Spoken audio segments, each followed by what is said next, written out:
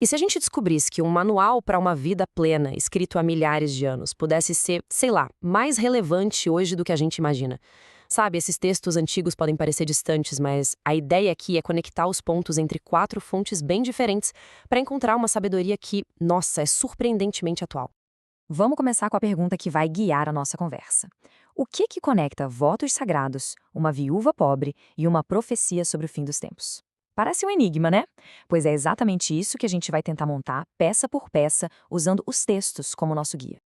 Bom, a nossa primeira peça desse quebra-cabeça vem lá do livro de Números. É aqui que a gente encontra leis antigas, votos bem solenes e umas listas super detalhadas de ofertas. Ofertas grandiosas feitas para dedicar um novo lugar de adoração.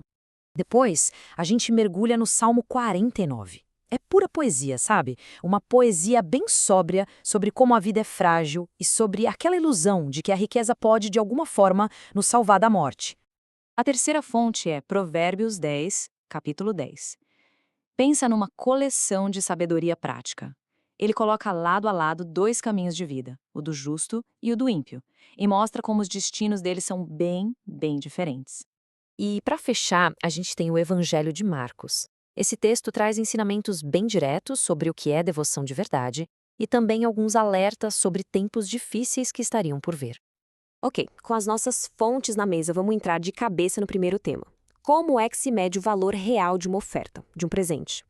A resposta, como a gente vai ver, talvez vire nossas expectativas de cabeça para baixo.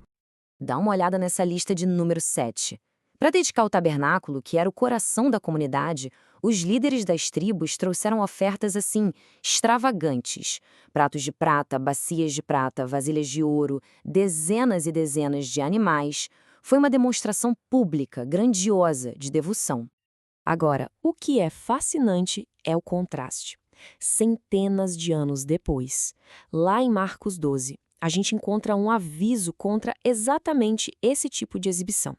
Jesus critica não só quem ama o aplauso do público, mas o próprio sistema que incentivava essas demonstrações de riqueza como um sinal de fé. E aí, no meio dessa discussão toda sobre riqueza e ostentação, aparece uma oferta que, olha, passou batido para quase todo mundo. 2 moedas. Apenas 2 moedinhas de uma viúva pobre. Se a gente comparar com as montanhas de ouro e prata, parece insignificante, não é mesmo? Mas aqui está o ponto central, a grande virada da história. O valor não estava na quantia, mas no sacrifício total. Ela não deu do que sobrava para ela. Ela deu absolutamente tudo o que tinha para viver. Isso não é só sobre ser sincero, é uma reorganização completa do que significa valor. O foco muda para a intenção do coração e não para o espetáculo. E essa ideia de que o valor que a gente vê por fora pode ser enganoso nos leva direto para o nosso segundo tema, a ilusão da riqueza e o que os textos dizem sobre o poder real que ela tem. O Salmo 49 vai direto nesse ponto de um jeito poético, mas bem forte. Ele diz basicamente que nenhuma quantia de dinheiro pode comprar a vida de alguém de volta ou pagar um resgate a Deus. A vida é preciosa demais e o dinheiro simplesmente não tem poder nesse campo. Então, a lógica do Salmo é bem clara, né? A mortalidade é o grande nivelador. Não importa se alguém é rico ou pobre, todo mundo enfrenta o mesmo destino. A riqueza aqui da Terra é temporária e, no fim das contas, impotente diante dessa verdade que vale para todo mundo. Ok, se a riqueza não é a resposta, então o que é que realmente define uma vida? Os textos nos apresentam uma escolha fundamental, que não é sobre o que a gente acumula, mas sim sobre o caminho que a gente decide seguir. O livro de Provérbios desenha essa escolha de um jeito, nossa, super claro. De um lado tem o justo. A perspectiva dele é a alegria, a vida se prolonga, ele é uma fonte de vida. Do outro, o ímpio. As esperanças dele dão em nada, os anos são encurtados e a boca esconde violência. É um contraste gritante entre uma vida de integridade e uma vida de insensatez. Só que, claro, seguir esse tal caminho do justo não é um passeio no parque. O Evangelho de Marcos sugere que isso exige uma qualidade específica, uma espécie de moeda interna que é muito mais valiosa do que ouro.